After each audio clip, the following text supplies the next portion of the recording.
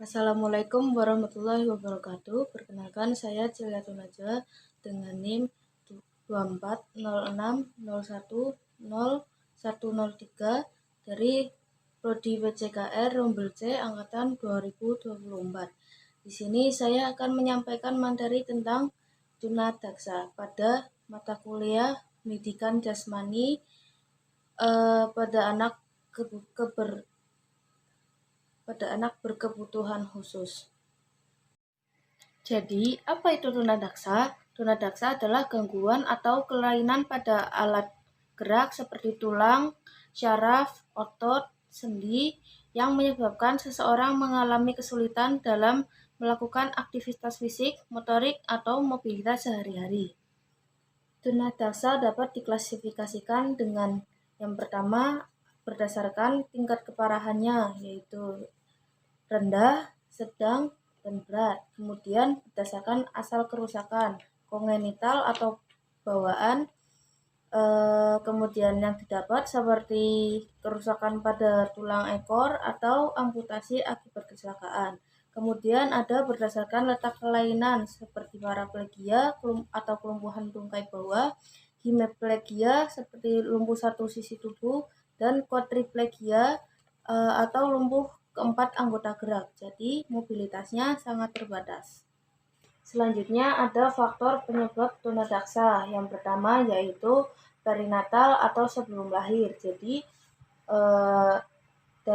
masih dalam kandungan itu ibu hamil itu mengalami infeksi dan kekurangan gizi atau nutrisi. Jadi bayinya itu kurang mendapat nutrisi yang baik. Kemudian perinatal atau pada saat masa persalinan, bayinya itu terlahir dalam kondisi prematur dan kekurangan oksigen saat lahir. Kemudian pada postnatal atau setelah kelahiran itu diakibatkan karena kecelakaan, infeksi polio atau infeksi otak. Kemudian ada faktor dari lingkungan dan sosial, itu bisa jadi kecelakaan lalu lintas, kemudian kurangnya akses kesehatan, kemudian vaksinasi yang kurang lengkap. Berlanjut dari faktor ada karakteristik anak tunadaksa. Yang karakteristik yang pertama yaitu karakteristik fisik. Umumnya ditunjukkan dengan tanda-tanda keterbatasan fisik yang dapat diamati secara langsung. Di antaranya itu keterbatasan gerak anggota tubuh, sehingga semuanya itu menghambat mobilitas dan aktivitas sehari-hari maupun olahraga. Yang kedua itu ada penggunaan alat bantu, seperti kursi roda, kruk, walker, atau alat prostetik untuk membantu mobilitasnya dalam aktivitas seharian. Yang ketiga yaitu mudah lelah, karena otot dan sendi pada anak tunadaksa bekerja tidak seefisien seperti anak pada umumnya. Jadi, jika melakukan aktivitas fisik dengan jangka waktu yang lama atau melakukan aktivitas fisik yang berat, mereka akan mudah lelah. Kemudian ada kelainan postur tubuh, seperti mengalami skoliosis, kelainan bentuk tulang, atau perbedaan panjang tungkai yang dapat mempengaruhi cara berjalan maupun cara duduk. Karakteristik yang kedua yaitu karakteristik motorik. Karakteristik motorik ini dibagi menjadi dua. Yang pertama motorik kasar dan motorik halus. Pada motorik kasar itu contohnya seperti melakukan aktivitas fisik seperti kesulitan berlari, melompat, atau mudah jatuh ketika melakukan aktivitas fisik. Pada motorik halusnya itu contohnya seperti menulis dan menggenggam bola kecil.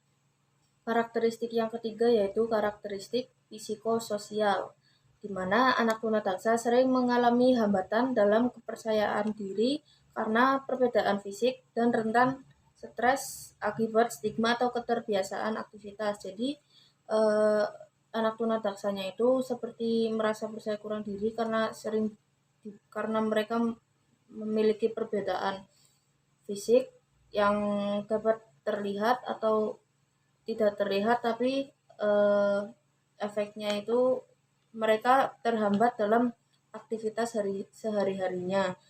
Karakteristik yang terakhir yaitu karakteristik kognitif. Anak tunadaksa pada umumnya memiliki intelektual normal, sehingga potensi akademiknya sama dengan anak lain. Dengan dukungan berupa metode pembelajaran yang fleksibel dan adaptif, alat bantu juga memberikan waktu lebih untuk mereka menghasilkan prestasi sesuai potensinya. Kemudian untuk menunjang proses pembelajaran pada anak penyandang tunadaksa yaitu dengan pembelajaran metode pendekatan individual dan adaptif. Yang kedua, metode modifikasi. Pendidik dapat memodifikasi aktivitas sesuai kemampuan. Dan yang ketiga, memberi kesempatan pada anak tunadaksa untuk ikut serta aktif. Dan yang terakhir, untuk melatih fokus pada gerakan dasar, kesehatan fisik, dan keberanian sosial. Adapun tujuan dan manfaat penjas untuk tunadaksa, yang pertama itu menambah pengembangan fisik dengan membantu memperkuat otot, menjaga fleksibilitas, dan melatih koordinasi tubuh sehingga tidak mudah lelah. Kemudian menjaga kesehatan mental. Olahraga dapat meningkatkan rasa percaya diri, mengurangi kecemasan, juga membentuk citra diri yang positif. Selanjutnya, untuk interaksi sosial dengan melalui permainan dan olahraga kelompok, anak dengan tunadaksa terdorong untuk berpartisipasi, belajar bersama, dan juga menjalin persahabatan dengan teman sebayanya. Dan yang terakhir, untuk kemandirian, melatih keterampilan gerak untuk aktivitas sehari-harinya. Yang terakhir ada penanganan pada tunadaksa. Penanganan ini harus dilakukan secara komprehensif dan multidisiplin. Di antaranya yaitu penanganan medis seperti melakukan fisioterapi untuk melatih otot. Yang kedua yaitu psikologis dengan konseling untuk membantu individu tersebut dan juga dukungan keluarga untuk mengatasi masalah psikologis yang muncul. Dan yang terakhir ada penanganan edukasi dengan memberikan program pendidikan yang sesuai untuk mendukung perkembangan fisik, motorik, dan sosial pada anak tunadaksa. Demikian materi seputar tunadaksa yang dapat saya sampaikan. Bila ada kekurangan atau kesalahan dalam penyampaian materinya, mohon dimaafkan. Bagi yang mau materinya, materi dari buku flipbook ini dari kelompok kami, dari kelompok saya, itu bisa dilihat di link di bawah. Terima kasih.